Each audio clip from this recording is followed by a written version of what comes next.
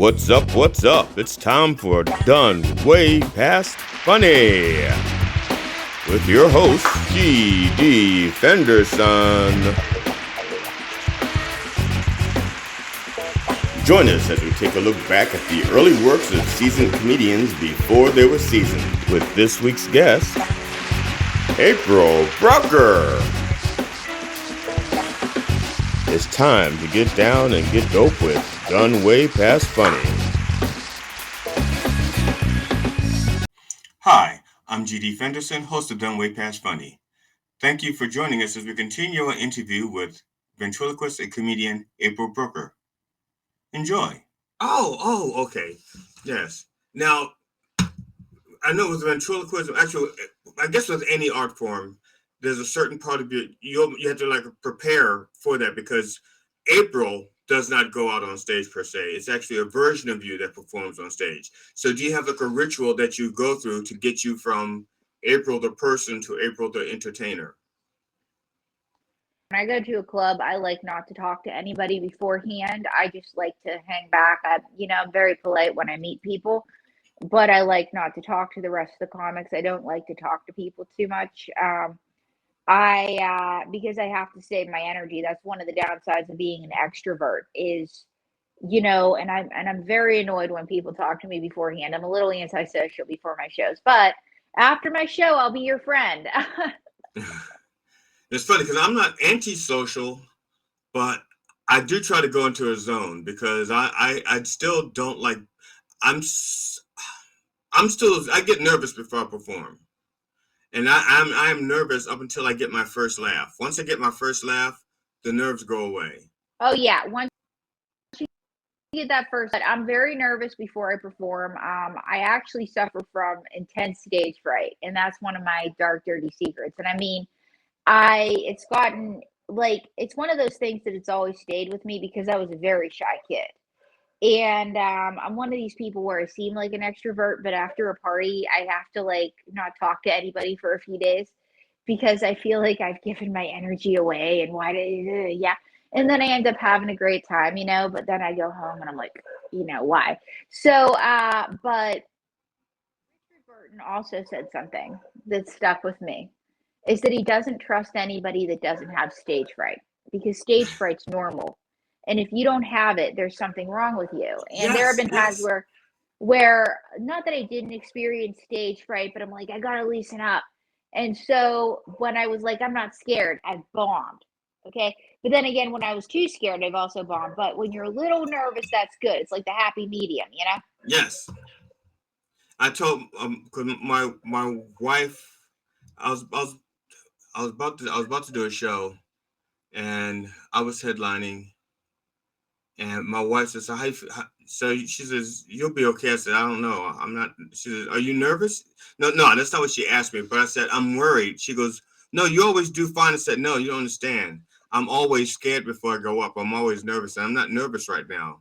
And so that worries me. She goes, that means you got everything under control. I said, no, that's not what that means. I said, I don't know what it means, but I'm always scared before I go on stage.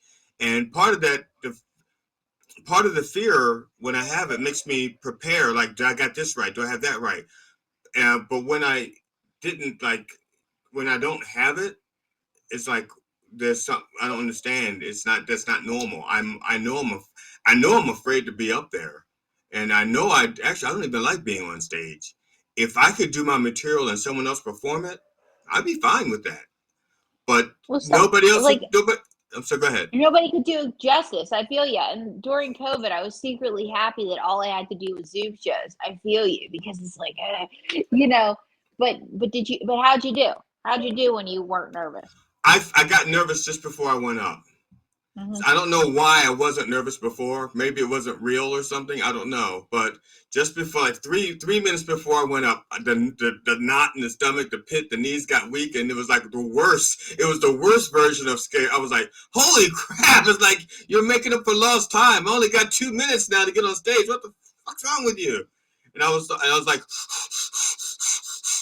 and then once I got up on stage, what my trigger that starts my performance persona is, so, hi, I'm G.D. Fenderson, and once I say that, the nerves don't go away, but the persona kicks in.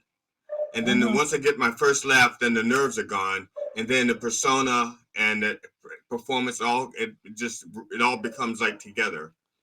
Yeah, like once you get that first laugh, you're good. And I feel that. And I'm one of those people that the other thing too is I hate having my friends come to see me perform because I have to tell them if I suck, you still have to be my friend. You still have to be my friend. And I'll say that to them. And I'm like that awkward girl. And yeah, you still have to be my friend. And then of course, it's not as bad as I thought. And they're still my friends because I end up doing okay. So, but the thing is that it's like I don't trust people that aren't nervous. I don't trust people that tell me they never bomb.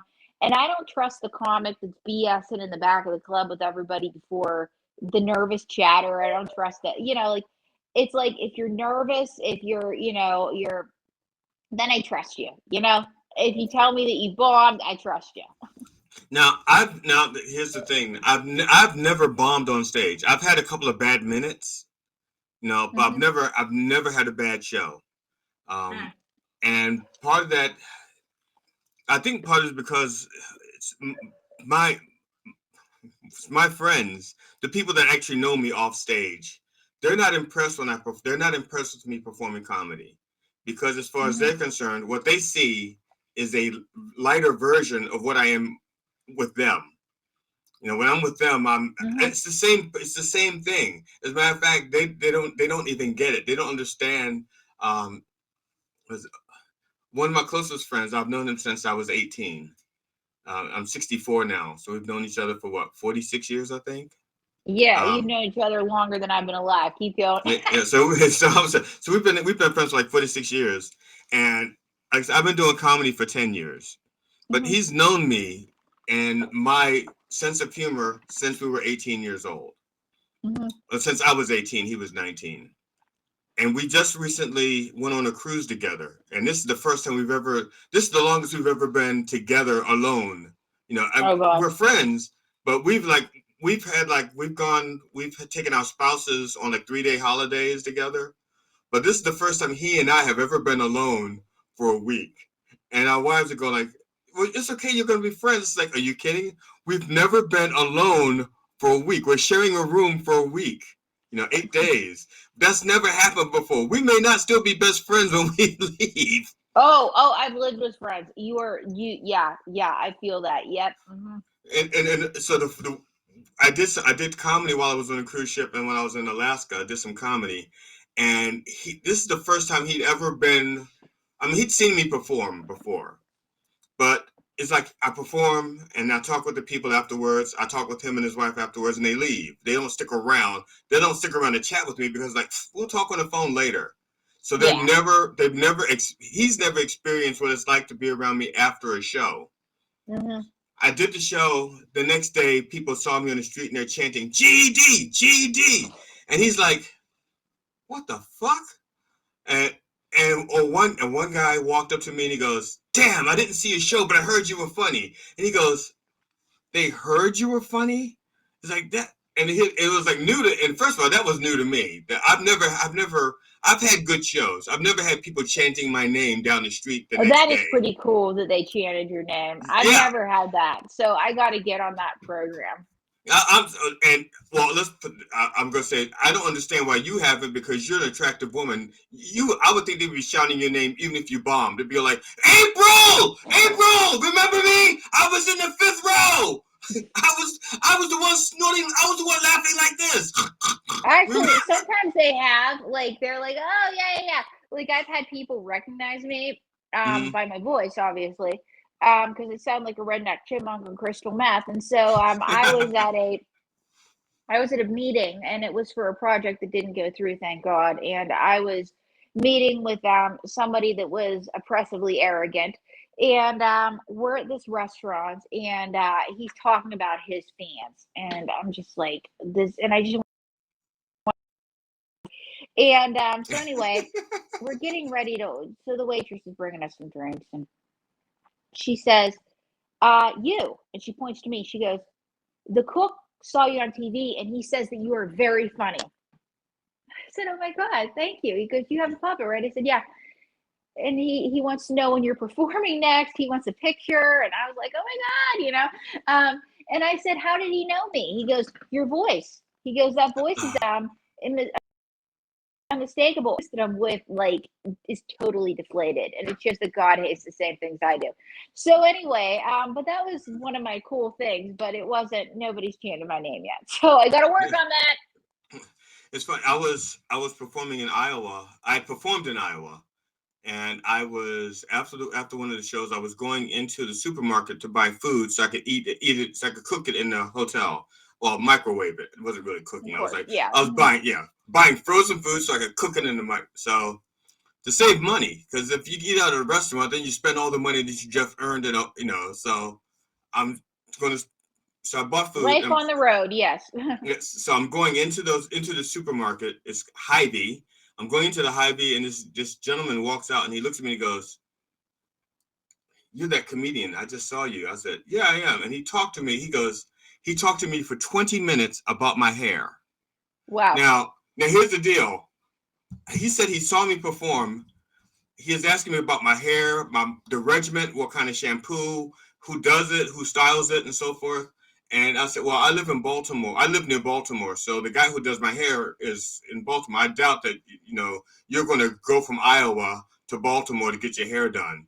I said, so when we were done, I thought to myself, he said he saw me perform and he talked for 20 minutes about my hair. Was I funny? That's what I want to know. And he didn't say I was funny. And I wanted, and he's walking away, and I really, there's a deep part of me that says, I wanted to go up to him and say, yeah, but did you enjoy the show? Was I funny? Was I funny? Tell me about one of my bits. Exactly. Right. But I said, I'm not going to do that because it sounds like I'm fishing for a compliment. And I know comedians that have done that, and they're the worst. It's like, there was one guy I knew in New York, and I'm not going to say his name, who used to stand outside of shows, and he used to try to sell his merch no matter what. And so on nights that he would bomb, he would leave, like the audience would be leaving, and he'd say, did you enjoy his name? Right. Tell me that you enjoyed your AB. I'm just going to call him AB. Tell me that you enjoyed your AB. You loved me, didn't you? I was the best one. And it's just like, dude, you are making this so uncomfortable for everyone. I don't know you right now. Now, it's fun, because so what's the weirdest compliment you've gotten from, I'm not going to say compliment, I'm going to say the weirdest interaction you've had with a audience member post-show? Oh gosh, I write about all of them, and don't read my lips, and check it out. I also talk about Richard Potter, who is not only the first documented Black ventriloquist, because we were talking about that earlier, right, but he was the inspiration for Richard Payton on Peyton Place. But one of the most awkward interactions I had with Mae Wilson was, you played What Would You Do earlier, and the fellow in What Would You Do, the doorman, I was doing the little street show, and the homeless woman was an actor. She actually, you have to know New York City, she drove from Riverdale. She kind of did it as a hobby. Her husband was a big time exec, so she took a car. She was a higher income bracket than all of us, okay? Right. So she's the homeless woman on the bench. This guy is obviously smoking a cigarette, and it's over, and he goes, "Stop making fun of the homeless lady." And I go, it's not me, it's her. And I point to Mae Wilson. He goes, oh yeah, well, when the cops come, they're going to arrest both of you. And he was so mad. And so John Quinones comes out, and he's like, we're with What Would You Do? And what you didn't see on camera was he goes, well, the cops are going to arrest all of you. You're making fun of a homeless person. They're like, no, she's an actor. So he had to have a stress cigarette before he did his interview afterwards, because he couldn't believe that this was actually happening. So that was one strange interaction. The second one was, I'm doing a show in Vegas, and these are the top three. And there was this guy that was super duper drunk, and he started the night off by telling the MC that he lost his virginity to his 5th grade teacher. And, because what way can you go but up? But anyway, he's super drunk, and he's just being kind of a jackass. And Mae and I, at the end of our set, because our set is just rude, it's me, it's abrasive. At the end of the set, we sing Mr. Sandman, because it just kind of is our get out of jail free card. And that's kind of, it was inspired by Willie and Lester a little bit. Right. So anyway, after the show, so during Mr. Sandman, out of nowhere, he's so drunk, he stands up and he goes, "Oh my God, the puppet sings!" And so then he buys one of my shirts and passes out in it. So if that's not free advertisement, I don't know what is. But the best was there was this woman. She comes in, she's in a mood, and you always get these people in a bad mood that come to comedy shows. I don't get it. And she comes in, and she's all just in a bad mood, and she's just being disruptive. And so me and May come on stage, and May and I have a joke about Craigslist. And she comes on stage, and and so we're telling the joke, and she goes, "Fuck you! The Craigslist killer killed my family." Hey, where are you? Where are you? I'm just gonna help you go tell the rest of the story. Oh, there you are, dark chocolate. It's been a minute. So anyway, May, what happened next? So she said, you were saying, she said, the Craigslist killer killed my family. And I said, well, they got the wrong family member. So the whole place is dying, and she's going back and forth with May. And she's getting into a fight with a puppet because she's a dummy. So finally, she stomps out of the room. Like, security's carrying her out. She stomps out. And so she comes up to security, and she goes, "I want my money back." The guard say, "Why do you want your money back?" She said, "The puppet was rude to me." And he said, "So you want your money back because you got into a fight with the puppet." And so that's right. So she put that down, and I said, "Correction, my name is May Wilson. I am not the puppet. It's Miss Puppet Bitch to you. Okay, holla." So anyway, long story short, it goes in the log. Reason for conflict: fight with puppet, fight with May Wilson. So so of course the MC, who is a longtime Vegas veteran, tells May. He says, "You're not a comedian until you've had to write an apology note." And what did you say? I said, "I'm not apologizing because that was a good comeback." So anyway, yeah. And so I said to him, I said, "They're treating May like he's real." And so he says, "April, you dummy, this is Vegas. Of course the puppet's real."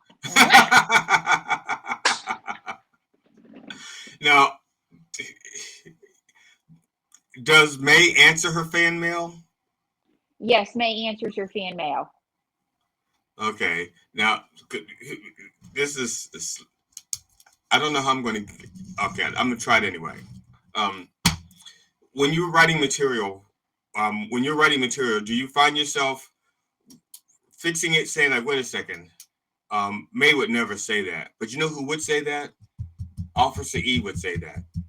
Yeah, and I've done that before. Absolutely. And, or then you put it in the drawer, or you this or that, you massage it, you tweak it. Absolutely. Yeah. Like sometimes, thoughts just pop into your head and you write them down. Yeah. Yeah. Now it's funny because I guess in a way that we're not so different, except for like I have, you have material, and you can actually tell. You actually can tell like one joke, like five or I don't know how many entities or how many partners do you have? I have 38, so I can tell it 38 different ways if I want. But here's the thing: sometimes it's different strokes for different folks. So, and sometimes it might work for one, might not work for the other, and Right. that's why comedians that write and Rodney Dangerfield was notorious when people would write for him. He'd go down, "That's a Rodney Dangerfield joke. That's not. So, yeah. Yeah, that's it. Because with me, because I have like I have a different character that I can when I'm writing material, I can if it's something I'm like, wait a second, I'm not comfortable doing that joke as myself, but the Reverend will do that joke, or Yeah. or that joke would be. I also do song parodies, so I could take a song. I could say, that subject is a little heavy for a joke, but I could turn it into a song parody, and it's a lot lighter, and people will enjoy it better. So in a way, we're not that different. Oh, absolutely. Yeah. And sometimes what might not work as a bit on stage, might work as a short story, might work as a film script. So there's always a medium for everything. There's no such thing as a bad idea. It's just an idea that hasn't found its home. Yes, thank you. I'm writing that down. Is it okay if I write that down? I'm gonna Yeah, write that down. absolutely. Yeah, Okay. because I noticed it. Well, it's funny. I don't know why I've never thought worded that way. I grew up. My mom used to say, "There." I'll take that back. My mom never said this. I have learned this. One of the lessons I learned from my mom, I consolidated into a sentence, and that is, there are no bad words, only bad intentions. Exactly. And Yes. so my mother never put it like that. My mother gave me lectures. It's like, Oh my gosh. God, Yes. another Yes. lecture? Oh Yes. my God, no. Hmm. So a That's lot a of mom. You know. so a lot of It's the just things I being a say my mom. mother Absolutely. said, a lot of things I say my mother said, if it's one sentence long, she never said that probably. She probably gave me the 10-minute lecture and I boiled it down to one sentence. But Absolutely. Yes. but it's like, yeah, there's some material that I had a story about when my mom was raped, and I didn't have the I knew I could do it on stage, but I didn't have the right way of doing it because people kept mainly men would really go like, oh, my ass tightened up when I heard you say that, and so, but now I have a way of saying it and talking about it where, like, women like it, men like it, I like it, everybody likes it except for my mom. I don't know because she's deceased, but that's and but, Sorry, the way you said that was funny. And yeah. I had a story because I'll do material as April where I had a friend that overdosed. I lost one of my best friends to drugs a few years ago. And so right after the funeral, you guys, one of my best friends, funeral today, he died from a drug overdose, and everybody's like, "Oh my God, I'm sorry." I said, "That's okay. He died doing what he loved most."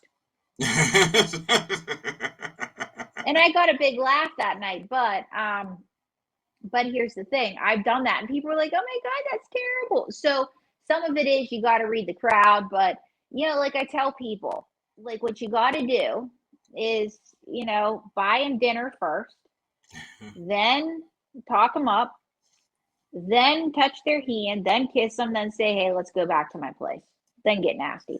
So like that's the way comedians have to do it, and that's why like some of these kids that get edgy off the bat, I admire the chutzpah.